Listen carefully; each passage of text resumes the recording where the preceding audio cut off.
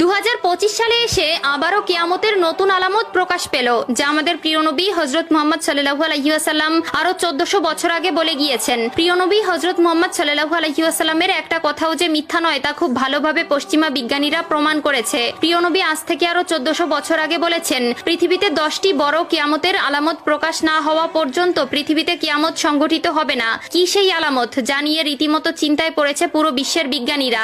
আপনি যদি একজন মুসলিম হয়ে থাকেন তবে ভুলেও ভিডিওটি এড়িয়ে যাবেন না, কারণ আমরা আজকে আপনাদের জানাতে চলেছি প্রকাশিত হওয়া সেই কিয়ামতের আলামত সম্পর্কে। আর আপনি যদি আমাদের প্রিয় নবী হযরত মুহাম্মদ সাল্লাল্লাহু আলাইহি ওয়াসাল্লামকে ভালোবেসে থাকেন তবে অবশ্যই কমেন্ট বক্সে আলহামদুলিল্লাহ কমেন্ট করবেন আর ভিডিওটি শেয়ার করে দিতে ভুলবেন না, কারণ আপনার একটি শেয়ারে আরো অনেক মুসলিম ভাই ও বোনেরা কিয়ামতের এই আলামত সম্পর্কে জানার সুযোগ পাবে। তো চলুন বেশি কথা না বলে শুরু করা যাক আজকের এই ভিডিও। হাদিসে বর্ণিত আছে, কিয়ামত সংঘটিত হওয়ার পূর্বে পুরো পৃথিবী থেকে পবিত্র আল কোরআন উঠিয়ে নেওয়া হবে। প্রিয় দর্শক, কিয়ামতের নিকটবর্তীতার প্রমাণস্বরূপ কিছু আলামত প্রকাশ পাবে। এর মধ্যে কিছু হবে বড় আলামত, আবার কিছু হবে ছোট ছোট আলামত। ইতিমধ্যে পুরো বিশ্বে অসংখ্য কিয়ামতের ছোট আলামত প্রকাশিত হয়েছে।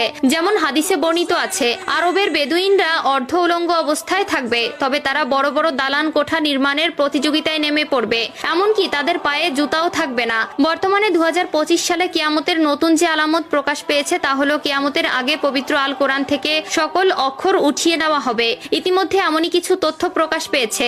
আজ থেকে প্রায় 1400 বছর আগে মহান আল্লাহ তাআলা হযরত মুহাম্মদ সাল্লাল্লাহু আলাইহি ওয়াসাল্লামের উপর কোরআন নাজিল করেন এবং আল্লাহ তাআলা ঘোষণা দেন কিয়ামতের আগ পর্যন্ত তিনি নিজেই তা সংরক্ষণ করবেন। আল্লাহ তাআলা পবিত্র আল কোরআনের মধ্যে বলেছেন, নিশ্চয়ই আমি কোরআন অবতীর্ণ করেছি এবং আমি এর সংরক্ষক। সূরা আল হিজর আয়াত নম্বর 9। কিন্তু এমন এক সময় আসবে যখন মানুষ কোরআন ভুলে যাবে। পৃথিবীতে এমন কেউ থাকবে না যে কোরআন স্মরণ করবে। তখন আল্লাহ তাআলা এই পৃথিবী থেকে কোরআন তুলে নিবেন। এরপর ইসরাফিল আলাইহিস সালাম সিংগায় ফুঁক দিবেন এবং এই মহাবিশ্ব ধ্বংস হয়ে যাবে। রাসূলুল্লাহ সাল্লাল্লাহু আলাইহি ওয়াসাল্লাম বলেছেন, রাতের অন্ধকারে কোরআন মানুষের বুক থেকে উঠিয়ে নেওয়া হবে, এমনকি মুসহাফের একটি আয়াতও পৃথিবীতে অবশিষ্ট থাকবে না। ইবনে মাজাহ হাদিস নম্বর 4050। কিয়ামতের আগে পৃথিবীতে কোনো মুমিন ব্যক্তি থাকবে না। কিয়ামত আসবে পৃথিবীর সবচেয়ে নিকৃষ্ট মানুষদের উপর। আনাস ইবনে মালিক রাদিয়াল্লাহু তাআলা আনহু থেকে বর্ণিত, রাসূলুল্লাহ সাল্লাল্লাহু আলাইহি ওয়াসাল্লাম বলেছেন, কিয়ামত ততক্ষণ শুরু হবে না যতক্ষণ না এই পৃথিবীতে এমন কেউ অবশিষ্ট থাকবে না যে বলবে আল্লাহ আল্লাহ। সহিহ মুসলিম।